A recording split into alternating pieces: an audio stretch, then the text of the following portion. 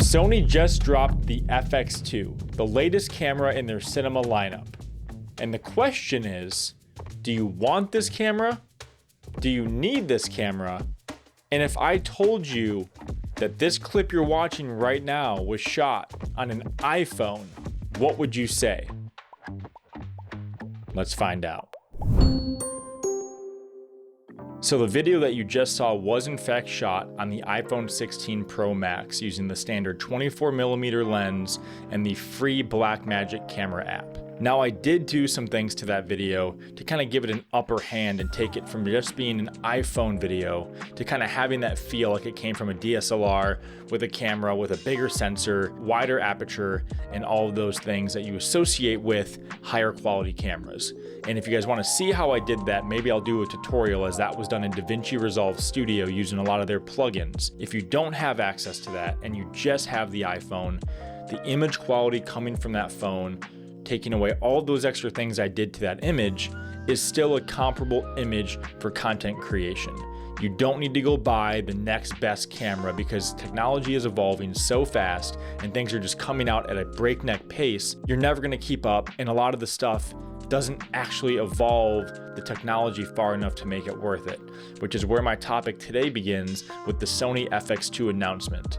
This camera is kind of a wild card because it sits between the FX30 and the FX3 camera in their cinema line, and it just kind of feels weird that they're continuing to keep the same feature set from these two outside cameras, the FX30 and the FX3.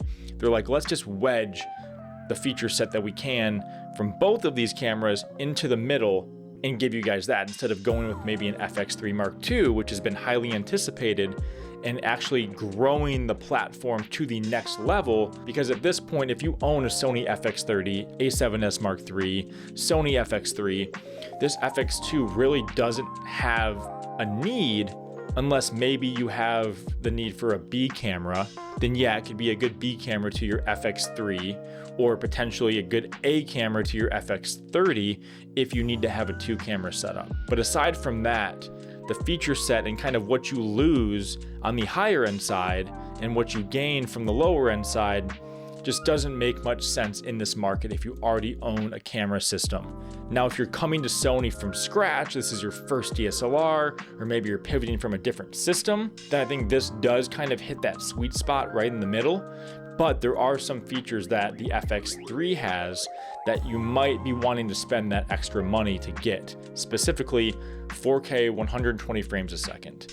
The FX3 gives you that, the FX2 doesn't. You're capped at 4K 60 frames a second. The other thing is the dual base ISO. With the FX3, you get 800 and 12,800, and with the FX2, you're getting 800 and 4,000.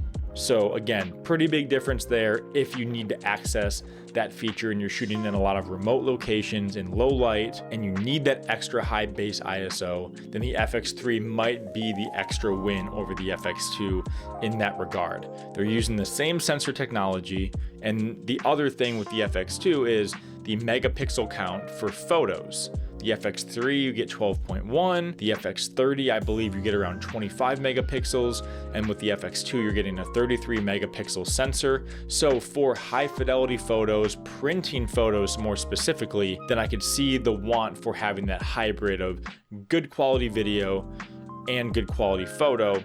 Again, with some small features like slow motion functionality that you're losing out on the FX3, and again, the high base ISO of 12,800, which if those two things aren't very important, I think it's worth saving that extra $1,000 and getting the FX2. So while recording this video, I realized that there was a few details that I left out about the FX2 that I think I should bring to your attention. The first being the electronic extendable viewfinder, which I think is the biggest thing that I left out.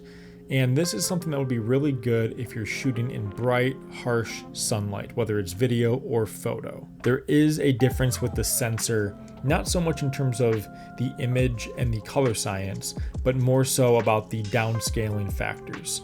So the FX2 will downscale the 4K image from a 7K readout. In the FX3, the 4K image is inherently just a 4K image. There is no downsampling taking place. Lastly, There's just a couple updates when it comes to AI learning and autofocus, image stabilization, and focus tracking. Now, I don't think these things are big enough to necessarily impact any owners of the FX30 or FX3, and they could even come via a firmware update. But I do think that the electronic viewfinder is something that is worth considering if you're going to be purchasing a Sony camera for the first time, as it makes the FX2 a little bit more desirable if you take photo and video. But again, most people that were looking forward to this announcement from Sony were hoping for the next level of camera because the FX3 has been out for so long and a lot of users are kind of ready to upgrade, but maybe they want to stay in the Sony ecosystem. I'm curious what Sony's going to do down the road this year, if they're going to maybe announce the FX3 Mark II towards the end of the year. But the Sony FX2 was a disappointment, and also just, again, being bombarded with all of these different cameras and people feeling like they need to just upgrade or get the newest tech or the newest thing, which I'm guilty of myself to an extent, but it's also just kind of knowing what your needs are and evaluating that. And what I really wanted to show with the iPhone video at the beginning of this, if you're just trying to make content and create things and share them with people, that iPhone is good enough. You don't need to get a Sony FX3. You don't need to get a Sony FX2.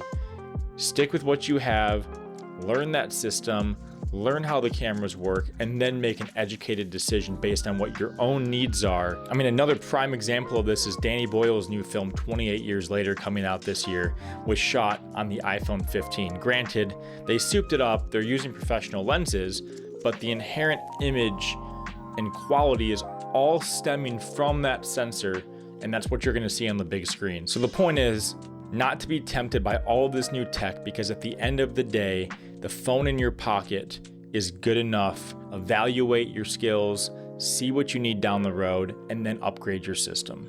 If you guys enjoyed this video, please like, comment, and subscribe, and I'll see you in the next one.